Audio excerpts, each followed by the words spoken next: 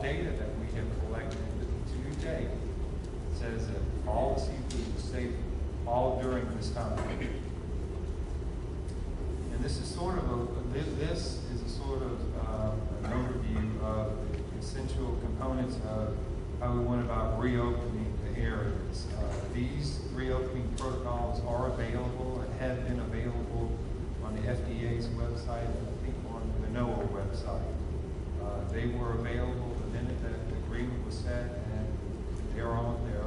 I'll read a couple of the main ones, and they are available in that brochure that you saw as you came in tonight, and they're available at the table. Closure of fish area assumes the worst case scenario and is intended to protect seafood until the safety of the seafood can be established. The area reopenings will be based on acceptable reduction of the threat of seafood exposure to oil contamination and analysis to assure the safety and wholesomeness of the seafood. Reopenings may be a fishery specific. Opening boundaries will be based on the results of analysis, sensory chemical to demonstrate the product is untainted and safe for human consumption. So that's a few of the main ones that went through, but like I said, the entire reopening protocol is available online. These are the main laboratories that were used. There's two types of samplings that are ongoing right now, the Pascagoula Laboratory, the NOAA laboratories, and then the Mississippi State Chemistry Laboratory. There were two types of samplings that were ongoing, and they were simultaneously happening. The reopening protocols that was going on through NOAA, those tissue samples, that was shrimp, crab, fish, and oysters, those were going through the NOAA laboratories. There were two types of sampling that was going on, two steps that happened. There was some confusion early on in that process. There was some confusion that it was only going through a sensory process. There were some news reports that went out that were focusing just on the sensory analysis. The sensory analysis was just the first step. If it failed the sensory analysis, the state of Mississippi had no samples that did fail the sensory analysis portion. If it failed, that simply meant that we couldn't open an area and we had to start all over again using those steps in the opening protocols. Once it passed the sensory analysis, then it went on to the analytical or chemical analysis. It was a two-step process for all the samples. It wasn't simply just the sensory.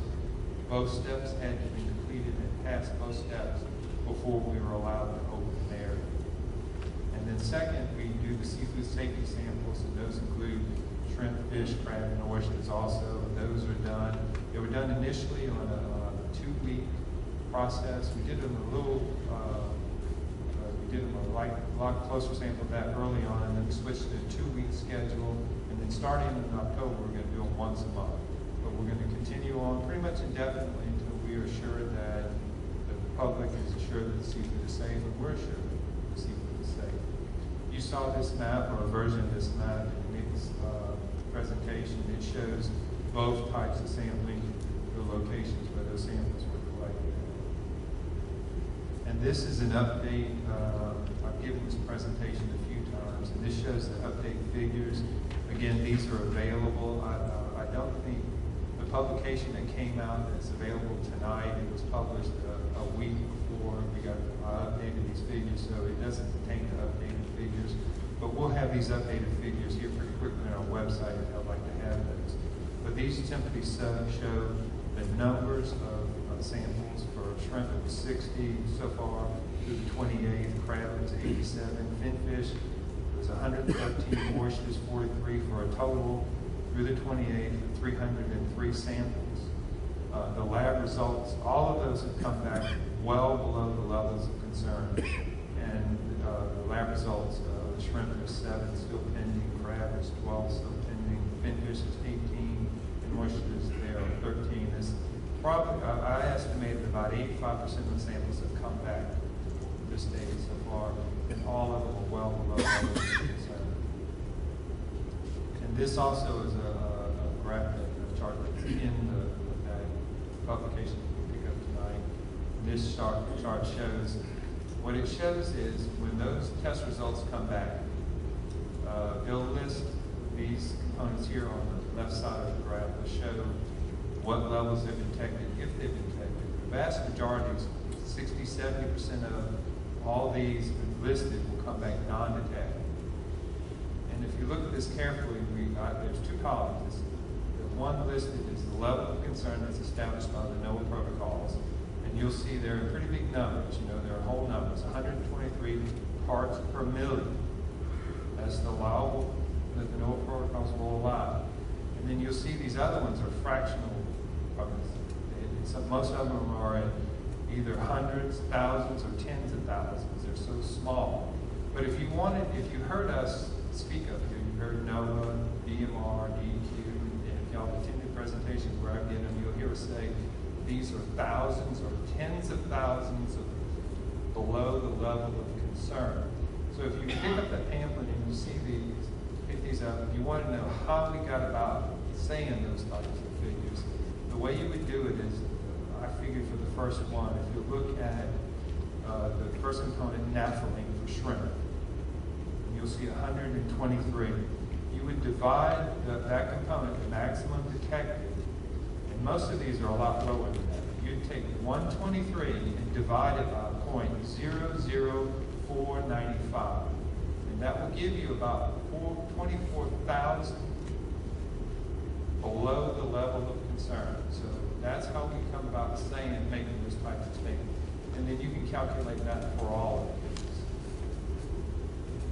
And then the last thing I'm going to talk about tonight is our Seafood Technology Bureau. We have Ms. Ruth Posadas over here. She's the director of the Bureau. She'll be able to answer some questions you have those. We also went about a program, and it has several components to it. The Seafood Technology Bureau at our agency is responsible for the safety of the seafood here on the Gulf Coast and throughout the rest of the state. And they conducted the seafood safety program before BP and assured the safety of the product before this event happened. But in response to BP, the oil spill, they have doubled and in some instances tripled their efforts to it. They provided dockside inspections, and before these areas started closing down, what they would do is they go to the dockside, and all these people, including myself, took that sensory evaluation course over at NOAA. They did the inspections at the dockside when that product was available. They went to the dealers, the processors, the wholesale facilities, and did inspections of the seafood. Like I said, they doubled and tripled these things. So early on in the process, if you look at May, most of these was on the coast, but they did some of these up in the Delta.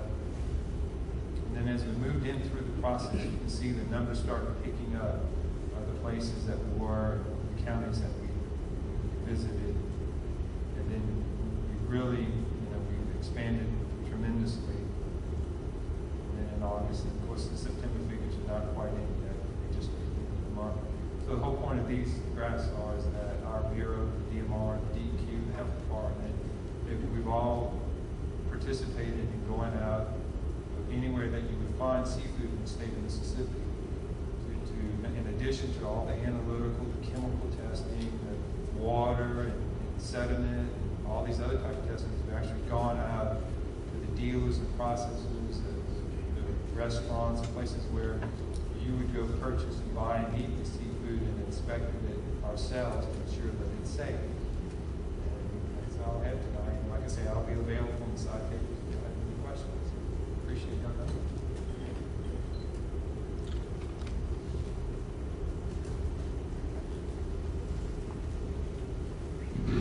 Thank you, Mr. Joe. At this time, we'd like to bring to the podium an update on offshore fisheries and subsurface monitoring plan from NOAA. Ms. Nicole Rutherford. You go first, okay. Mr. Spencer Garrett from the Laboratory Administrator of Pascagoula for NOAA.